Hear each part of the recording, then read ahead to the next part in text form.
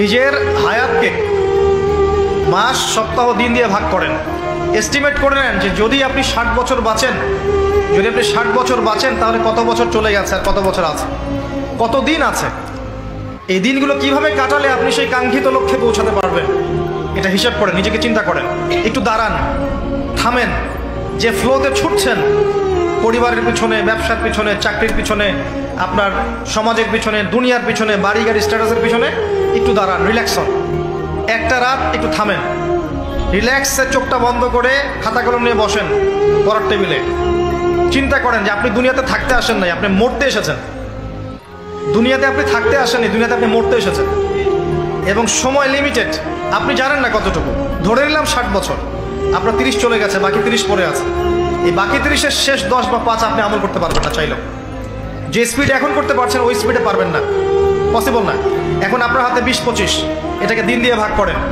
এখন দেখেন বিগত যে সময়টা পার করে এসেছেন, এই সময়ের মধ্যে কতটা রোজা রাখেন নাই, কত ওয়াক্ত নামাজ পড়েন নাই, কতবার জেনা করেছেন, কতবার সুদ খেয়েছেন, কতটা মানুষের হক নষ্ট করেছেন, কতটা দুর্নীতি করেছেন, কতবার মাদক খেয়েছেন, কতবার মেয়ের সাথে বারে ড্যান্স করেছেন, কতটা গার্লফ্রেন্ড চেঞ্জ করেছেন। আপনি হিসেব করেন, আমল নামা হিসেব করেন, আপনার আমল নামা নিজে হিসেব করেন।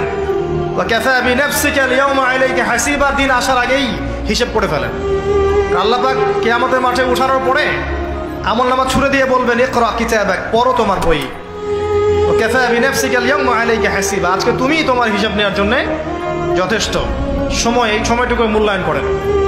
এখন আপনি যদি ডেডিকেটেড হয়ে যান, না আমি যা করেছি, আগের পাপগুলো থেকে তওবা করব, যার যার হক তাকে ফিরিয়ে দিব। কাউকে যদি গালি দিয়ে থাকে, গিয়ে বলবো ভাই আপনাকে গালি দিয়েছিলাম, আমাকে মাফ করে দেন।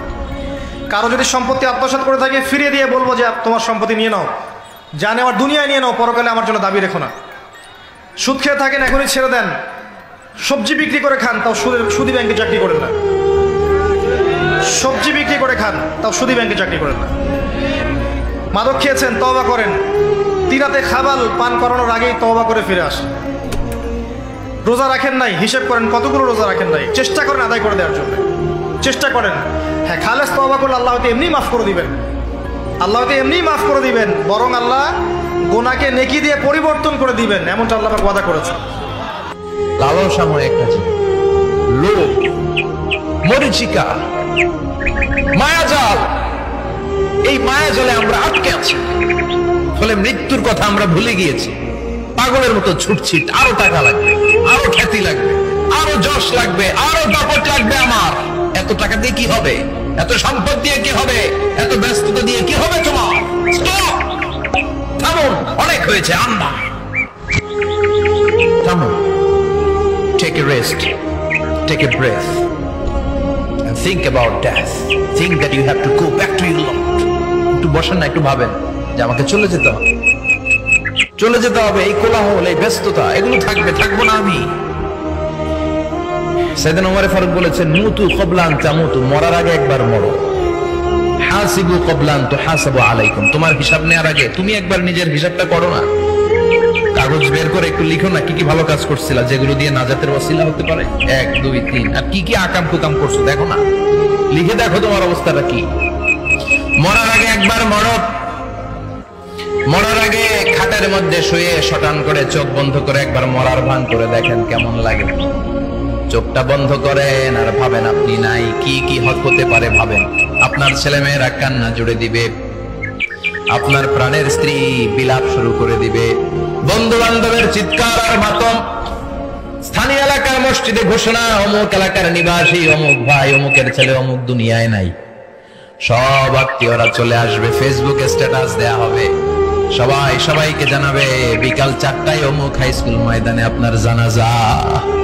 ছুটে আসবে, সবাই ছুটে আসবে আপনাকে শেষ বিদায় দিতে, গুড বাই জানানোর জন্য, আল ওয়াদা, বিদায় জানাতে আসবে সবাই।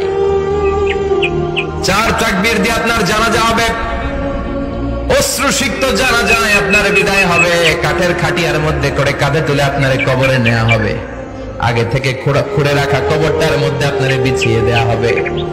বাঁশের কচি দিয়ে তার উপরে মাটির চাপা দিয়ে সব চলে যাবে। ভাবেন না একবার চোখ বন্ধ করে, this is the circle of life, this is the nature of life. এটা সবার হবে, আমার হবে, আপনার হবে। এত মায়া, এত ভালোবাসা কই যাবে? কেউ থাকবে না, সবাই আপনার অন্ধকার কবরে রেখে দিয়ে চলে আসে। উপরে বাঁশের কঞ্চি, তার উপরে মাটির চাপা, অন্ধকার আর অন্ধকার। এই অন্ধকার যেন শেষ হতে চায় না, শুধুই অন্ধকার, ঠিক কিনা? এজন্য আমাদের চলে যেতে হবে। দাদা গেল, চাচা গেল, মামা গেল, আমাদেরকেও যেতে হবে, জোরে কোন ঠিক কিনা?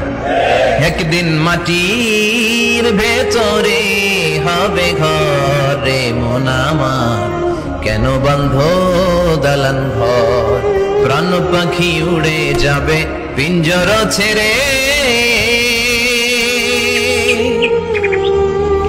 ধরা ধামে সবই রবে, তুমি যাবে চলে। বন্ধু বান্ধব যত, মাতা পিতা যারা সুত, সবই হবে তোমার পরে। মন আমার কেন বান্ধ দালান ঘর? একদিন মাটির ভেতরে হবে ঘরে মন আমার, কেন বান্ধ দালান ঘর, ঠিক কিনা?